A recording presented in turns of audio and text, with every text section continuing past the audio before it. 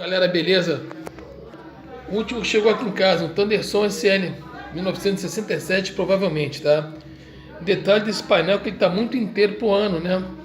Tá bem conservado, tem algumas marcas de uso e tava inclusive com essa orelha dobrada para fora e essa aqui idem. Coisas bem típicas nesse aparelho, né?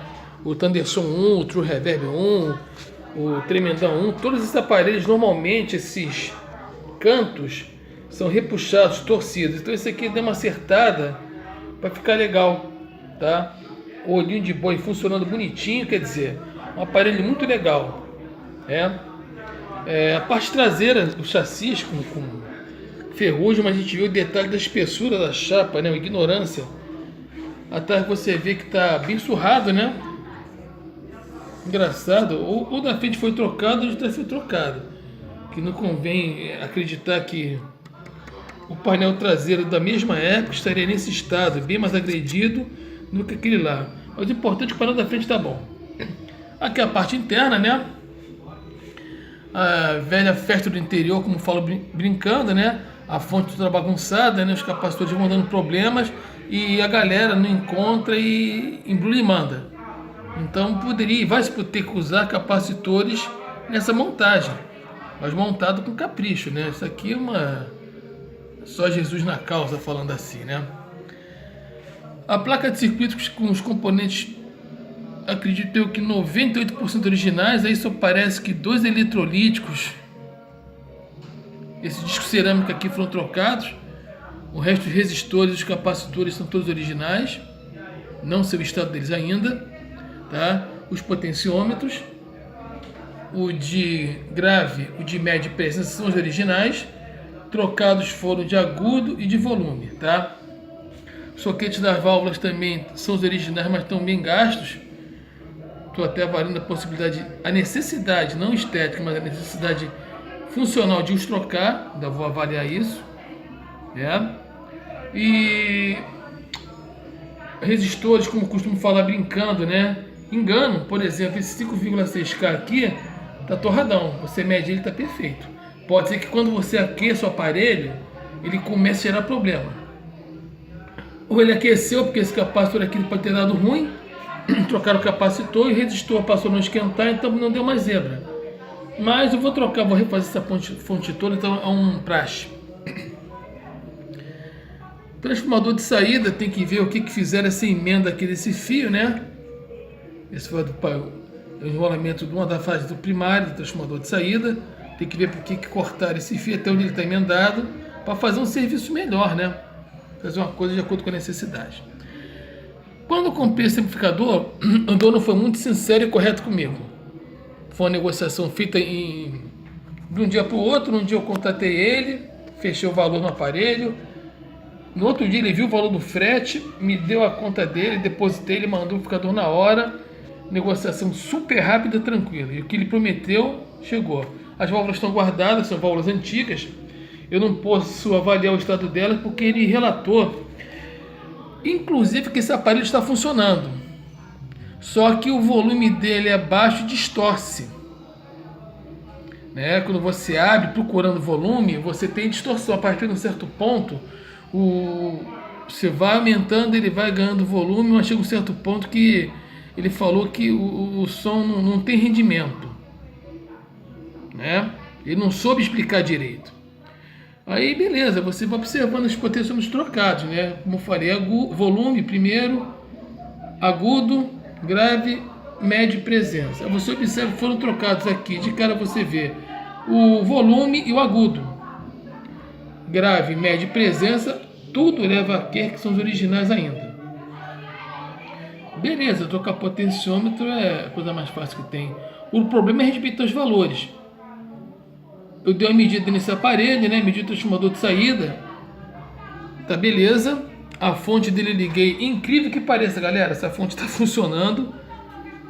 Mais B1 tá mandando os 500 volts e os subsequentes mais B estão todos certos. O menos B está dando menos 45 volts, quer dizer, tecnicamente se você botar a válvula ele vai funcionar, salvo um problema em componentes menores que vão ser trocados, são todos originais, capacitores de resistores, então tem que trocar. Inclusive, galera, dá até um toque No Dualvox MB que eu estou restaurando, que eu postei no vídeo anterior,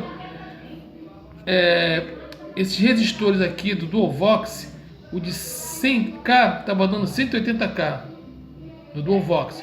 No Dualvox, o de 82K estava aberto e o outro rapaz que mexeu botou um de 3,9K para fazer essa função. Denota que a inversora já foi pro ralo aí o funcionamento dela.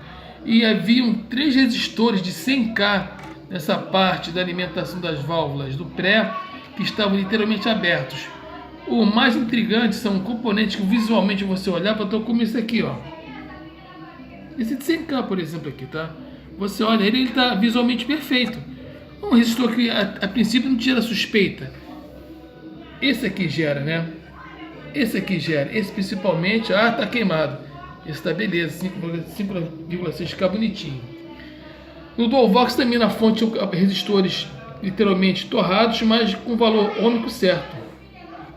No Dualvox o grande segredo estava na placa. Ainda não acabei de montar ele.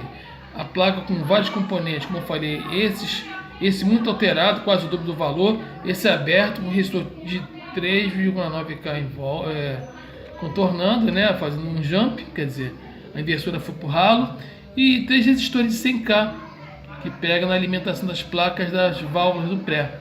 Quer dizer, o aparelho não tinha como funcionar. E você media dentro, media fora, você olha o resistor perfeito, mas quando você media com o ohmmeter, nada. Então ficou alerta pra galera, quem vê cara não vê coração.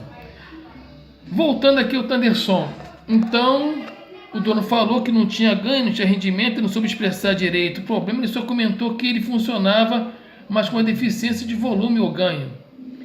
Aí você chama logo a atenção para os potenciômetros diferentes, 3 originais e os 2 trocados.